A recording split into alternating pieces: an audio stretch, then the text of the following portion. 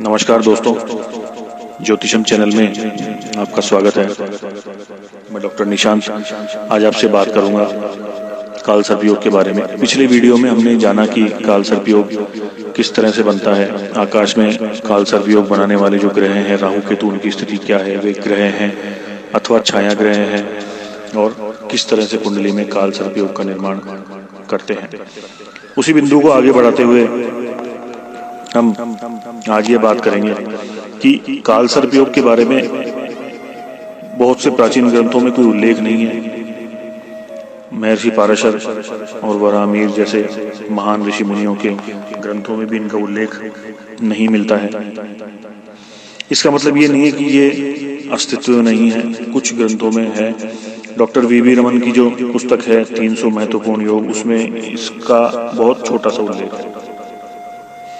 देखिए, यदि समस्त ग्रह पापी अथवा क्रूर ग्रहों के बीच में आ जाएंगे तो शुभ ग्रहों की शुभता, जो नेचुरल पॉजिटिविटी है, वो प्रभावित इफेक्ट करती है, कम हो जाती है, और जीवन में उत्थान पतन लगा रहता है।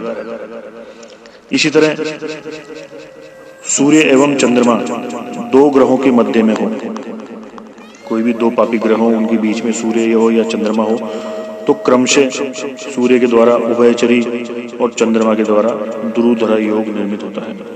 इसी तरह किसी एक भाव के दोनों ओर पापी अथवा शुभ ग्रह हो, एक भाव जैसे मान लीजिए लग्न है, उसके एक तरफ यानी दूसरे भाव में पाप ग्रह हो या शुभ ग्रह हो, और 12वें भाव में भी पाप ग्रह हो या शुभ ग्रह हो, तो पाप ग्रह से पाप कर्तरी योग बनता है और शुभ ग्रह से शुभ कर्तरी योग बनता है।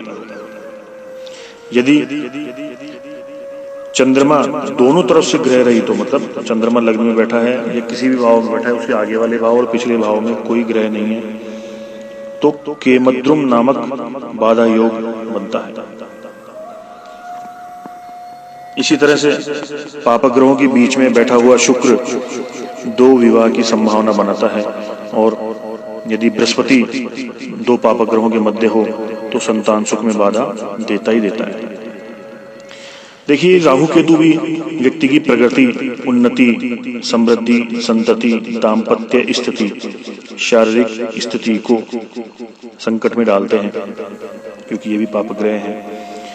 यद्यपि ज्योतिष के कुछ ग्रंथों में संयोगवश काल सर्प योग का विवरण नहीं है, लेकिन सारावली और मानसागरी जैसे जो महान ग्रंथ है, उनमें दूसरे कुछ जो योग हैं, जैसे सर्प योग है, विष योग है, शकट योग है, केमद्रुम योग है, भैरव योग, महाकाल योग, काल योग, वैदूषण योग का तो विस्तार से विवेचन दिया हुआ है। परंतु काल सर्प योग तो इससे भी घातक और हानिकारक योग प्रतीत होता है। इसकी अशुभता किस प्रकार होती है, उसके लिए आपको एक उदाहरण देता हूँ।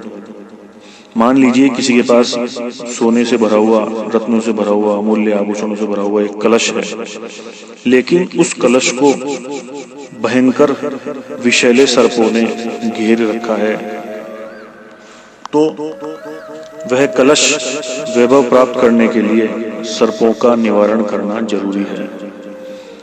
इसी तरह विभिन्न शुभ योग, पॉजिटिव प्लैनेट जो है कुंडली है, लेकिन अगर काल सर्प योग बना हुआ है तो वह पॉजिटिव प्लैनेट, वो बहुत से शुभ योग है ना, फेल हो जाते हैं, वो काम नहीं करते। जब तक काल सर्प योग का शमन नहीं होता है, वो ग्रह एक्टिव नहीं होते, शुभ ग्रह, शुभ योग जो है आपके एक्टिव नहीं होते, और सभी सकारात्मक और शुभ ग्रह संकट में आ जाते हैं।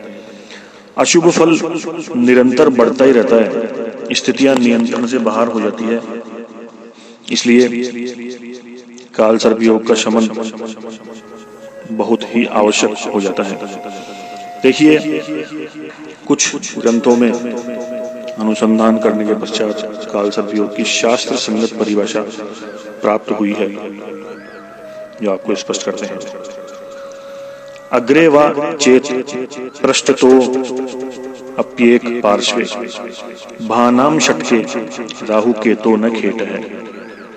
योग प्रोक्त है काल सर्पश्च यस्मिन् जातो जाता वार्थ पुत्रार्थी मीयात।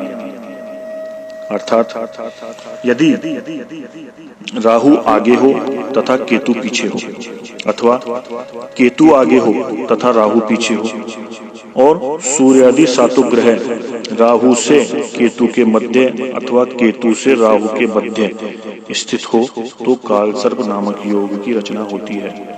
इस योग में जन्म लेने वाला व्यक्ति धन, पुत्र, सुख आदि से वंचित हो जाता है। अन्य स्थान पर कहा है राहुतः केतु मध्ये आगच्छन्ति यदा ग्रहाः काल सर्पस्तु योगोयम कथितम पूर्व सूर्यभिः। अर्थात राहु से केतु के मध्य में जब सभी ग्रह आ जाए तो काल सर्प नामक योग की रचना होती है, ऐसा मनीषियों ने कहा है।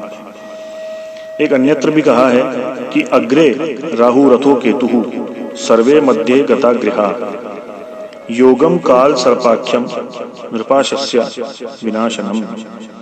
यदि राहु आगे हो तथा बाद में केतु हो एवं राहु और केतु के मध्य सभी ग्रह स्थित हो तो वह काल सर्प नामक योग कहा गया है, जो समस्त राजयोगों का विनाश करने वाला है।